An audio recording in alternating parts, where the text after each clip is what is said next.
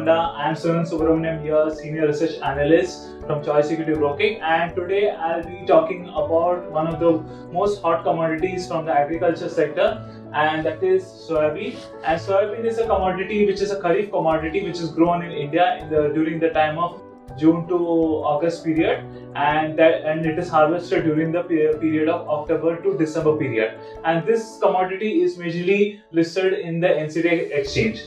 Looking at the current scenario in NCDEX soybean, the soybean prices is currently trading around 4,650 levels. After making a high of 4,770 levels, it has shown a small decline in prices.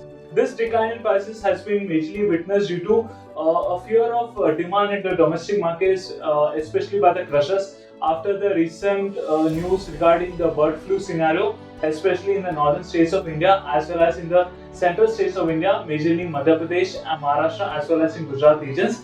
This has actually brought some amount of decline in prices by approximately 120 to 150 prices per quintal. The price which is quoted in NCDEX is per quintal, and the lot size is traded which is around 50 rupees per rupees. So if you look at the current scenario as well, the current scenario in NCDEX soybean is also expected to remain bullish. Before I go with the why NCDEX soybean is expected to remain bullish, I would like to give you some highlights about what is the current scenario of soybean in India.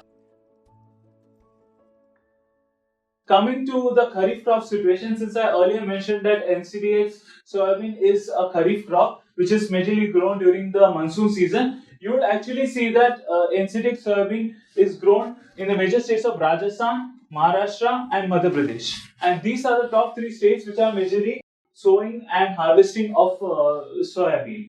So looking at the data of last year, this is majorly of 2019. 2019, the sowing in Rajasthan and Madhya Pradesh has been relatively very much higher, which is approx 51 lakh hectares in Madhya Pradesh and around 37.36 lakh hectares in the state of Maharashtra. If you look at Rajasthan, which is the third largest state, it is approx 9.62 lakh hectares.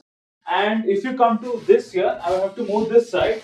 And if you see, compare with both the years, this year's sowing in the top three states has been relatively improving from 9.62 lakh hectares to around 11 lakh hectares. So this is a clear factor why soybean has been a very good importance in the major states of Rajasthan, Madhya Pradesh and Maharashtra. Now coming to the second point, which is the yield factor. The yield is basically per crop hectares, and the yield last year was around 681 in Rajasthan, 772 in Madhya Pradesh and 1055 in Maharashtra. So if I talk about the top three states, the yield per hectare has actually shown an increase. And if you compare it with the year 2020, it has also shown an incline. Looking at the yield over there, it is around 780, 714 and 1125 per kg per hectare. So this is a clear indication that since the monsoon was very good during the last year, this year the yield has also shown an improvement. And coming to the production numbers, the production number in 2019 was around 6.56, 40,000 and 39.41 lakh metric tons. The valuation is majorly done basically based on the SOPA. SOPA is one of those Soybean Processing Association of India, which actually give a clear indication how the production numbers has come from last year. And if you compare it with this year production number has also increased from 6.56 in Rajasthan to 8.58 in for year 2020. In case of Madhya Pradesh, it has also shown an incline from 40 to 41.77 lakh metric tons.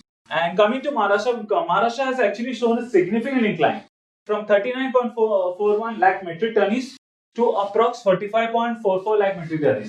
So if you look at the overall Indian crop scenario, the crop scenario has shown an incline on a year-on-year basis. So these are the top three states. Other states are also contributing to soybean, but the numbers are relatively lower as compared to the top three states. Why I emphasize on these top three states is like, if I take all these three states together, it compensates around 70 to 75% of the total soybean production all over India. So that is why I stress more on the top three states of the soybean producing states. Now coming to the current scenario. In the current scenario, the prices have shown a very much incline as compared to the previous year. Now you think that if the production numbers are good, acreage numbers are good, and yield numbers are very good in the in the top three states, why the prices are still rising? One of the critical factors is that during the post-harvesting season, there has been rainfall in some of the major states, which has led to crop damage.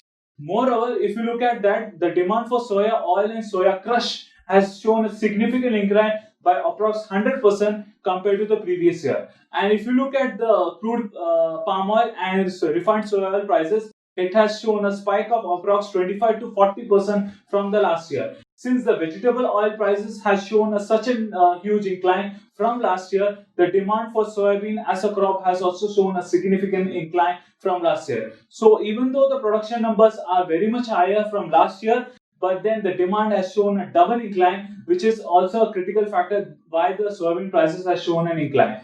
Now looking to the international scenario, since soybean as a commodity does not have relation only with Indian prices, it also has a relation with international prices. Now coming to the international scenario, I would like to give an highlight regarding US. US is, as you all know, is one of the top countries which produces soybean along with India. Other major countries includes China, Brazil, and Argentina, which we may cover in the next video. But then, at this point of time, I would like to grab everybody's attention on US soybean scenario. US soybean scenario, we have recently received a WASDE report, which is released on a month-on-month basis, and they have showcased a very different scenario in the case of US. In the case of US, the production numbers as well as this numbers is actually declining on a month-on-month basis. If you look at, I've covered basically beginning stocks, production, harvesting, yield, similar to what I've been talking earlier in the India.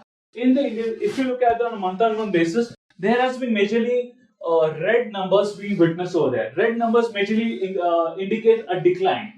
If you look at the beginning stocks, the production numbers, harvested areas, all everything has shown a decline except for the harvest area, which is at zero because there has been no major change in the harvesting period.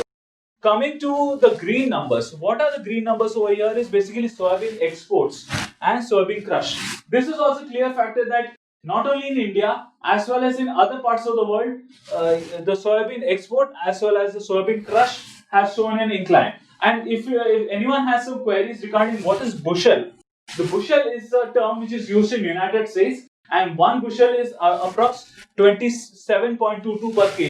So over there, the quantity and indications are different. In India, we measure it by quintal. Over there, it is measured by bushel. So that is one of the critical reason. And if you look at the data has been declining on a month-on-month basis, which is a clear indication that the NCDX and the global soybean prices, basically in CBOT, is forecasted to incline in the coming weeks. Now, after all these things, now you would think, what is the outlook of the soybean market? Now I would come to the final part of this thing, is the outlook. My outlook on soybean is bullish. One of the clear factors earlier I mentioned is basically on how the demand for soybean crush and soybean meal has also risen on a month-on-month basis. If you look at the current scenario, the prices are currently trading around 4,650 levels. What I'm expecting that the prices may show some amount of more corrections because of the ongoing bird flu scenario, which may bring some decline in prices. But then the overall trend, looking at the production as well as the export and oil demand scenario, the prices are expected to show a pullback, which is around 4,550 levels, which is the best buying recommendations where a person can initiate a good buy call. If the prices may not go up to this level, prices may definitely go down to 4,600 levels. So one can initiate a buy call around this level. If anyone has to keep a stop loss, he can keep a stop loss around at 4,350 levels, which is a good stop loss level. And if anyone has to give a target, I'm expecting a target of 4,950 levels. This outlook is for the coming 2 to 3 weeks, which will be a good indication. Why am I stretching more on 2 to 3 weeks than on for an intraday or a weekly basis? That soybean as a commodity has shown a very good volatility in the past couple of weeks, and giving a buy call just for 2-3 days will not be good. Why? The amount of risk factor is relatively higher.